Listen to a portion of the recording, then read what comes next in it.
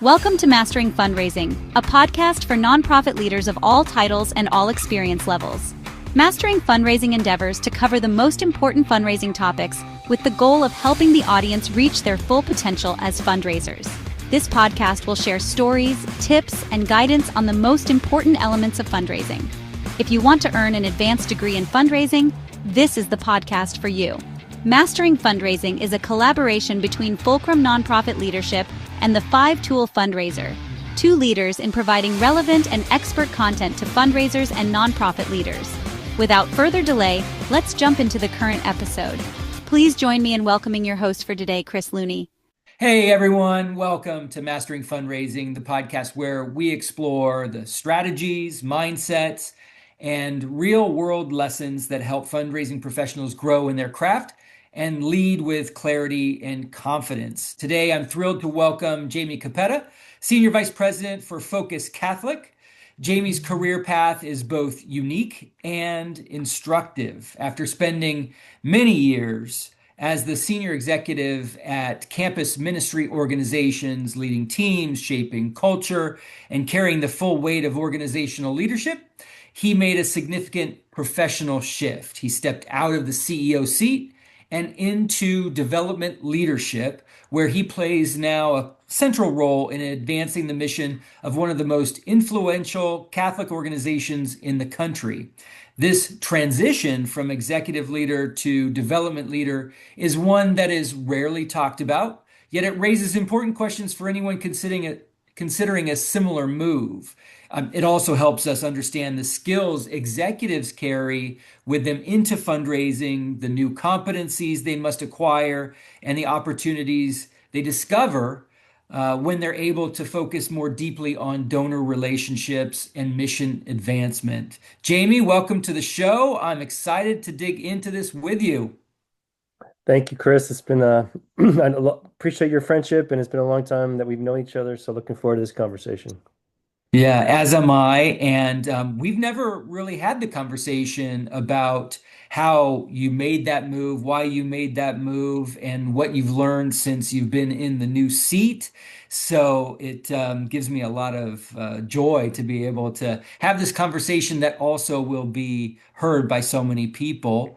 And before we, though, talk about that transition into development leadership, can you share a bit with us about your own personal leadership journey and how you originally found your way into senior executive roles within campus ministry organizations?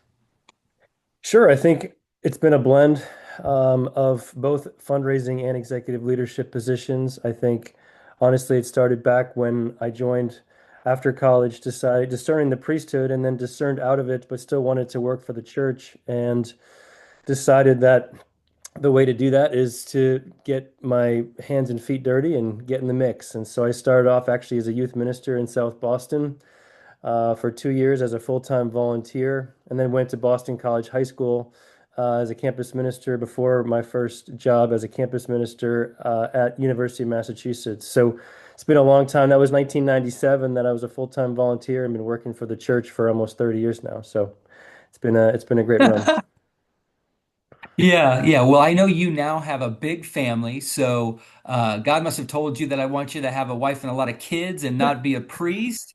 So bravo there. And you've been able to accomplish kind of the work in some ways of a priest being on campus and serving in that ministry. So that's awesome too. Well, yeah, and it's very What funny, being married, and obviously I couldn't do this without my wife, Christina. And we do have 7 children, but 6 of them are boys. And so just this whole, God has a very good sense of humor, and for Catholics, only, men are the priests. And so who knows, maybe one of my sons will end up being the priest, and God's plan. So. Yeah, well, by having 7 children, you certainly increase your chances of that being true. And we will see what God has in store for them. I know many of them are young still, so we'll try not to project anything on them Exactly, and let exactly. them. No, no pressure, no pressure. let them discern for themselves as you did for yourself, right? But I certainly know these big families where there's big Catholic families where there always seems to be one of the kids that goes into the priesthood, Yeah. and I almost wish I came from a big Catholic family where I could have a brother in the priesthood and make fun of him, right? Seriously, yeah. Don't tell my Yeah. children that though, because they're like, no, you don't want to come from a big family. We all argue and fight with each other all the time. So, Yeah, that's right. I don't know. Being an only child, it's a totally different scenario for me. So, well, let's talk about some of the experiences you've had that shaped your understanding of leadership, stewardship, and mission-driven work. What were some of those, especially the ones maybe that happened earlier in your career? yeah. So I think again, going back to family, my dad was in charge, board chair of the Catholic Charities way back when, and I remember that in terms of, and he took great pride in that. He's an orthodontist, and so day to day he was working with people's teeth, but he put great pride. In his role as a servant leader for Catholic Charities and actually helping unwed mothers care for their children. They built a house I grew up in Boston area outside Boston. So in Lowell, Massachusetts, they built this home for unwed mothers who were expecting and just that kind of kicked off my servant leadership model from my mom and dad. Father Paul O'Brien, Harvard graduate, when I had my conversion, which really happened in college. But my senior year in high school, he was the priest in my parish, and I had a deal with God, and I was like, all right, God, I really want to get a scholarship to play baseball. And if I do get a scholarship to play baseball somewhere, I will explore this God thing. And so I went every single day to Mass, second semester, senior year. This is 1993. I'm 18 years old, and I would sit in the very last pew and then leave right after communion because mass started at 7, class at 7:40, a half hour church time. And finally, one day, Father Paul catches me. He's like, "Why in the world do you come to mass and sit in the last pew?" And we struck up this amazing friendship. And he was a church leader for many years in the Archdiocese of Boston. Helped me learn to pray. Helped me learn how to lead people. We went to Honduras together, just he and I for a month to share the good news. So he was another influential part of my early life. And then I will say the first two bosses, so Father Sean at UMass Amherst, Sean McDonough, and then Father Bob Boulogne and Carrie Robinson at Yale University. And if any of you are in the Catholic space, you know Carrie Robinson's name. Her family is her family is a Raskob family, and helped write the first Fatica book, Foundations and Donors in Catholic Association. I forget the acronym, but she and Father Bob and Father Sean really helped me mentor me as a young leader in the church, as a layman, someone who puts Christ first in prayer, but also wants to help the mission succeed. So I feel like if I'm talking quickly, John Flynn, who now actually works for Focus, he's another one, been in fundraising for many years, gave me the courage to have thick skin. And I think in fundraising, we have to have thick skin to be able to, people say no a lot more than they say yes. So I'd say off the top of my head, those are some of the people in my life who've influenced me. That's awesome. That's amazing. Well, all those years in executive leadership, what parts of the role brought you the most meaning and clarity about your purpose? So a lot of my roles have been working with the teams. And so being able to see them succeed, being able to help them grow, hiring people who are passionate about the mission of it's a sales job, but it's a Christian sales job. And kind of my experience that you're selling Christ and helping young adults in particular, which is my focus, help young adults explore their own journey of faith. And so I feel like that was the most rewarding is helping the staff be able to fulfill what they feel called to do in their life. And actually, I've used a lot of tools throughout my time, but strengths finder, disc assessment, all those kind of things have been also fascinating to me because it actually helped my own journey. Ironically, when I did my strengths finder several times with my teams, um, it's interesting. I always thought that I was supposed to work on the areas that I don't have a lot of strengths. And actually, what I learned from the Strengths Finder was that you actually are meant to lean in on your gifts and surround yourself with the people that have gifts other than you. And so the gifts that I Right. did not have, the strengths I did not have, trying to surround myself with those people, my first strength is empathy. And the challenge with empathy is you don't want to have hard, difficult, challenging decisions. So I had to make sure I surrounded myself with people who could just tell me like it is and be honest with me. And so that kind of is an example of something that I just what I really appreciated in terms of working with teams and helping it grow. Yeah, well, that's so wonderful. So self-reflective too. I love it. Thank you. So let's talk a little bit about the decision to transition out of executive leadership into development leadership. You eventually made the decision to step into development. What sparked that change for you? Yeah, it's a sensitive topic to be honest, Chris. I think to be very frank, the leadership within the particular this last organization and I didn't see eye to eye on kind of where we were headed and kind of Not uncommon. what the focus was meant to be. And so a few years ago, I really brought it to prayer and I was like, all right, God, I'm sensing there was an incident that happened. And so after that incident, I was like, I had this kind of gut feeling like I just have to have a backup plan in case something goes south. And so I was like, all right, God, I'm going to put this in your hands. And literally 3 years, took 3 years to unfold, but eventually it happened. And I was like, all right, we're going to do this. And fortunately, I had an opportunity already kind of in the works because of that discernment. But that's kind of how it came about, and grateful that I've been able to make the change. Yeah, that's great. And what was exciting about the opportunity and what felt uncertain or challenging?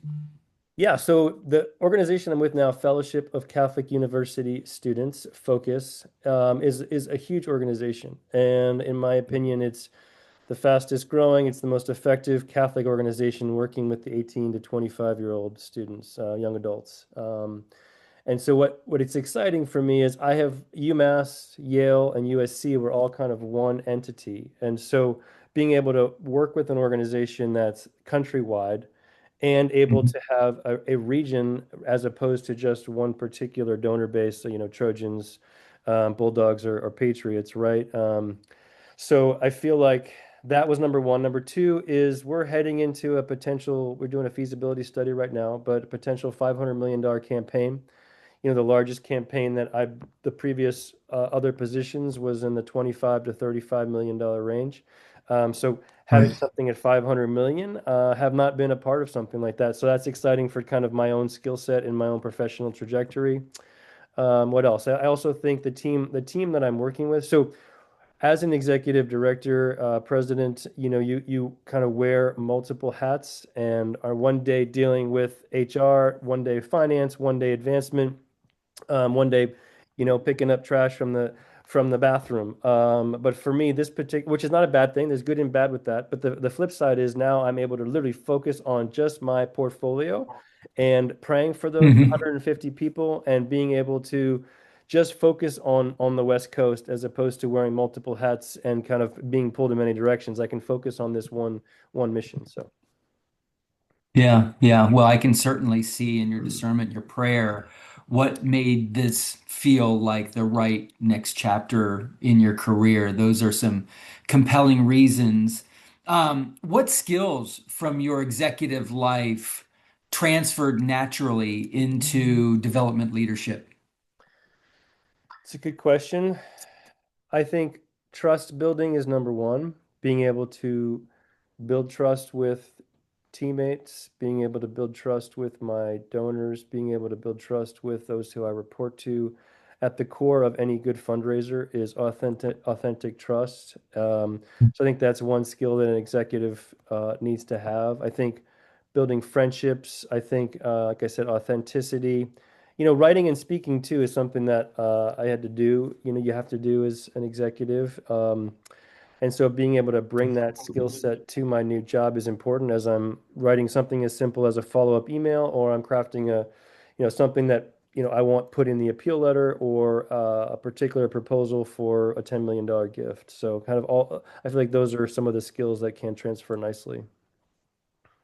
Yeah. And what about the skills that you had to build or sharpen once you were in this development focused role? Yeah, it's funny. It's kind of it is kind of like riding the bike again. I mean, I've obviously never got out of development fully, but I think sharpening the sword is something. So not being afraid to fail.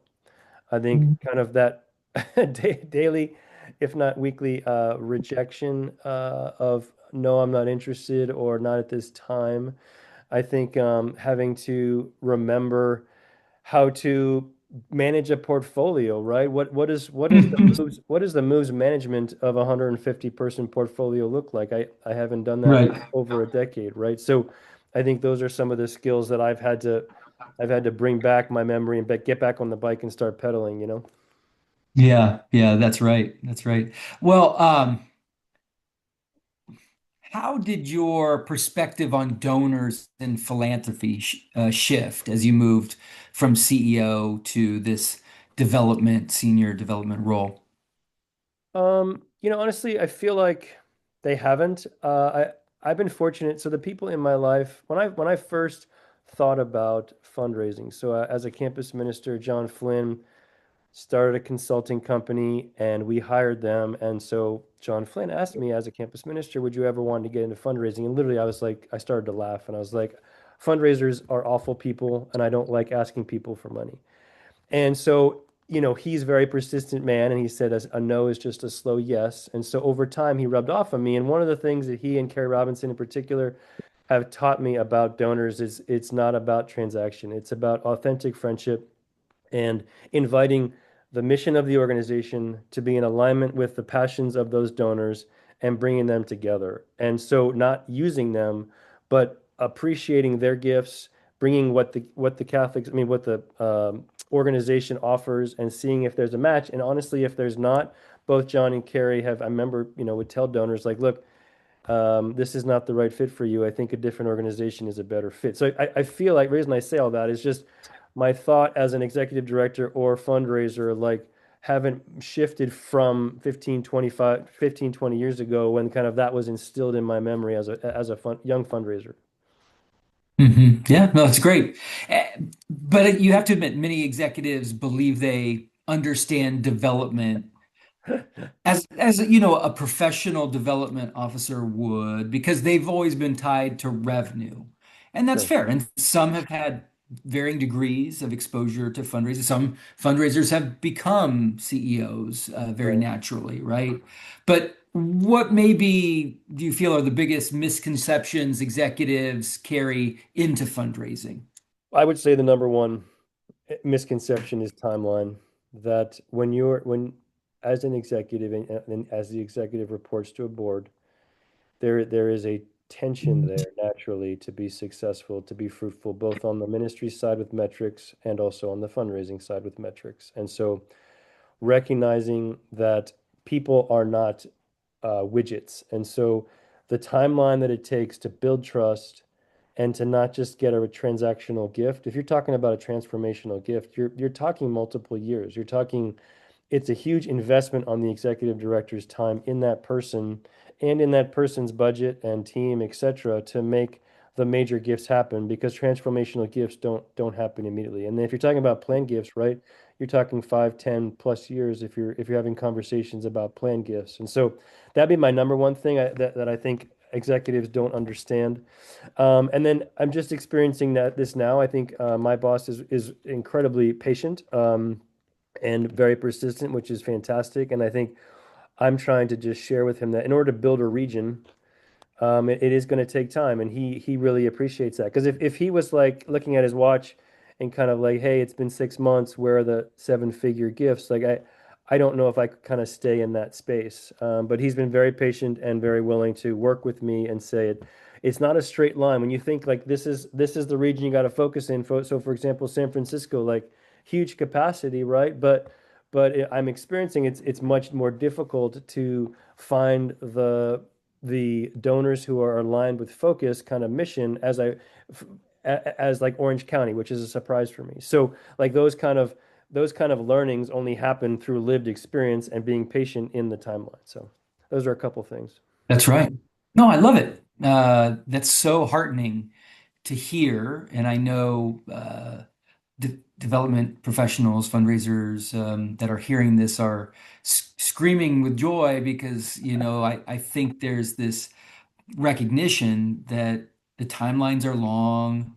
Um, the struggle is real, that it takes time to build those relationships authentically, to arrive at that very mutually beneficial decision to give a big gift. And Yeah, that's right. it's nice to hear that from your perspective. Maybe what surprised you most about the day-to-day work of fundraising?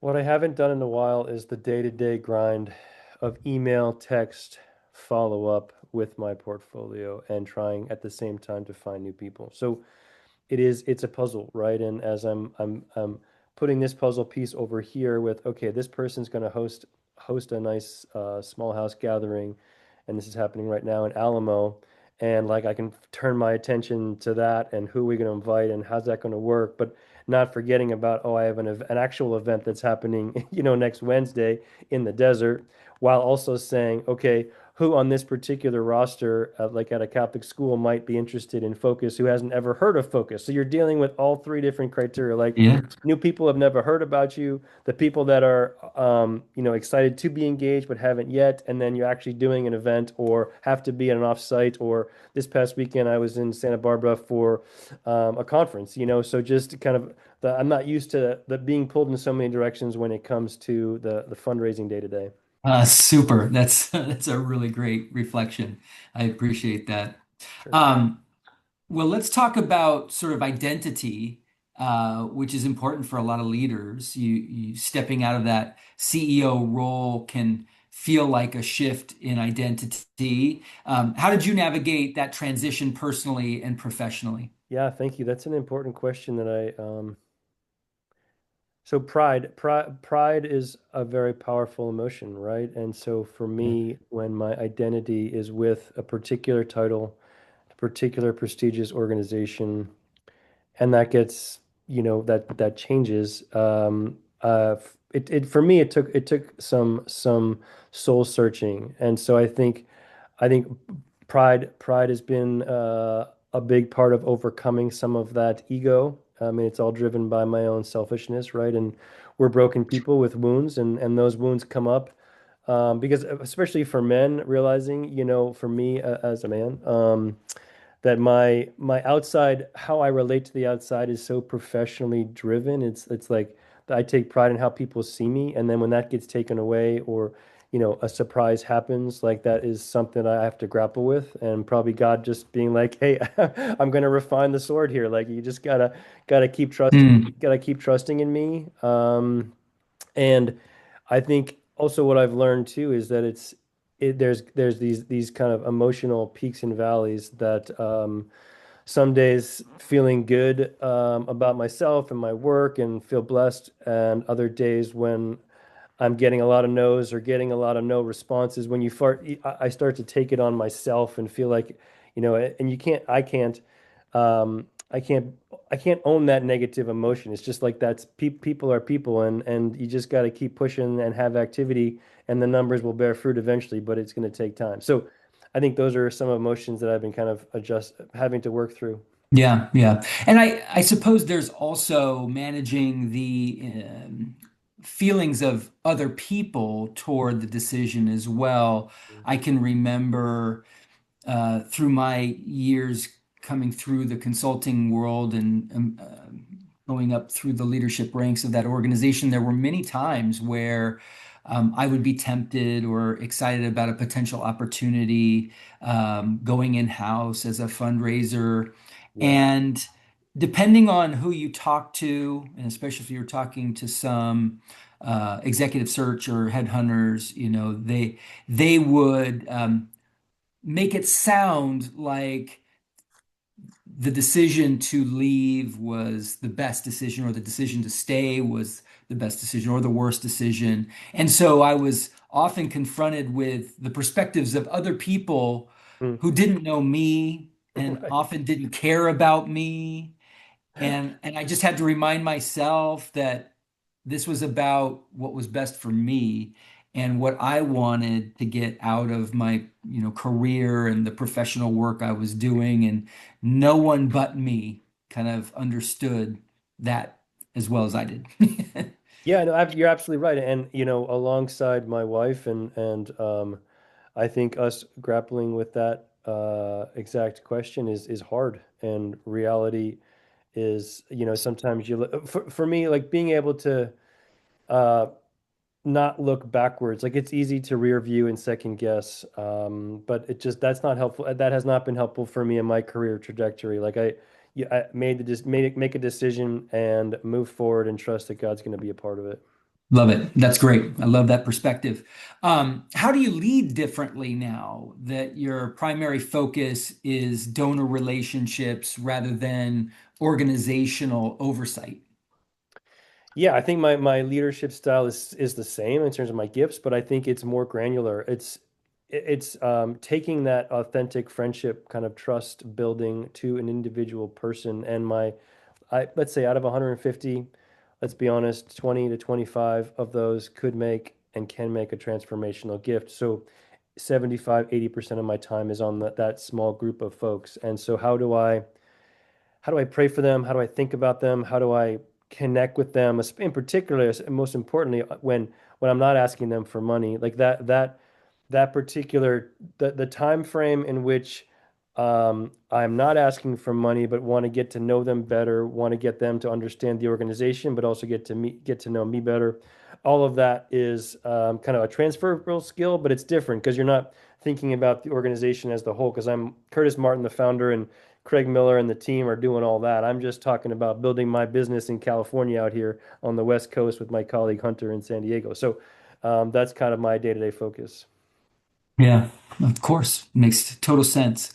All right, well, let's move into some lessons for fundraisers and executives considering a similar path. I mean, what advice would you offer any executives who are curious about moving into development? Yeah, I think ma- I don't know many executives these days who don't do fundraising. So I think most are comfortable in the fundraising space. I think the question that one would have to ask him or herself is this something I want to do on a day-to-day basis? When I get out of bed, I'm thinking about my portfolio. I'm thinking about uh, being rejected, but also be having the courage to ask and to ask and to ask. I mean, fortunately, I'm on a team now that, we have a huge amount of metrics. So, what's weighted the most is activity and not money raised, right? And so being able to have as your guiding post activity, is that something you want to do day to day is something that I think number one, the executive would have to ask him or herself. Um, what else would I say? I think I missed my teams, to be honest. So, I mean, I hired at USC, I hired most of the folks that I left.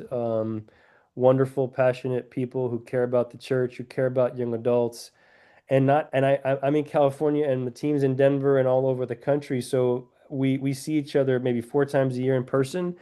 So I have to psychologically just prepare myself to be grounded via Zoom with my peers on my team, and then not be kind of anxious to kind of get fed emotionally, spiritually, professionally from people around me physically. Like I just can't.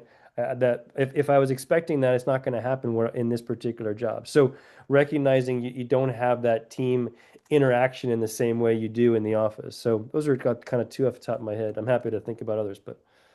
Yeah, no, I'm sure some things might emerge. Uh, how can organizations better support leaders who make this kind of transition?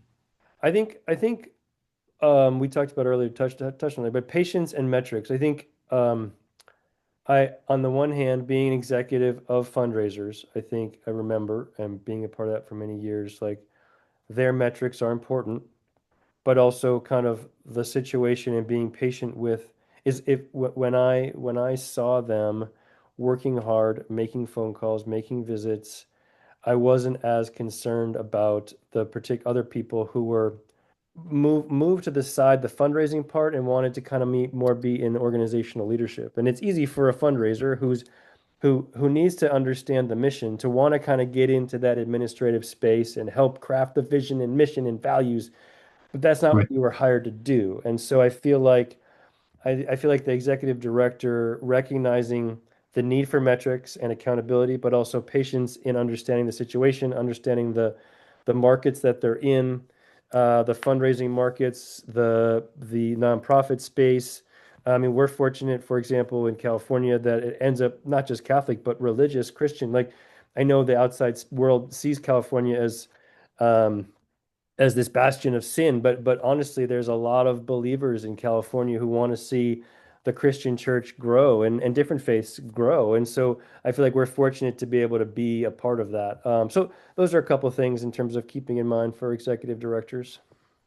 Yeah, that's good. Well, last question. If you could teach one principle about this transition, sort of to the sector as a whole, what would it be? Don't be afraid to fail. Good. If activity is your mantra and your boldness and you're not afraid to ask, I feel like that is going to breed success. So not being afraid to fail.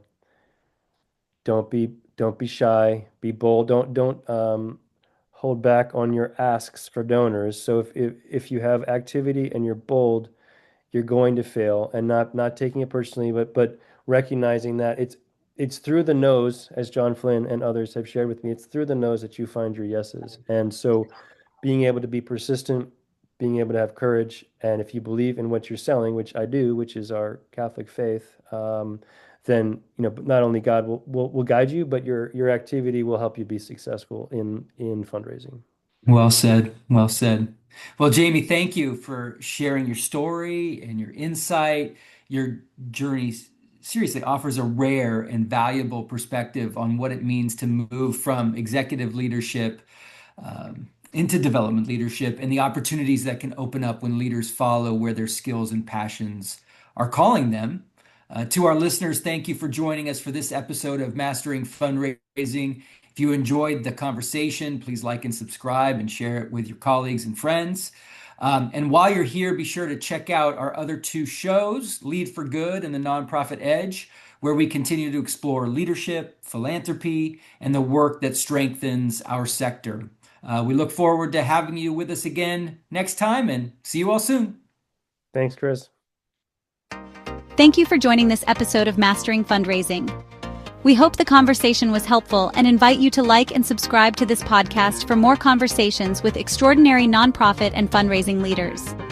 To learn more about Fulcrum Nonprofit Leadership, please visit us on the web at fulcrumleader.com. To learn more about the 5-Tool Fundraiser, please visit us at 5toolfundraiser.com. We want to hear from you. Please share your thoughts and ideas with us at hello@fulcrumleader.com. Thank you for the important work you do to make our world stronger. We look forward to welcoming you back during a future podcast.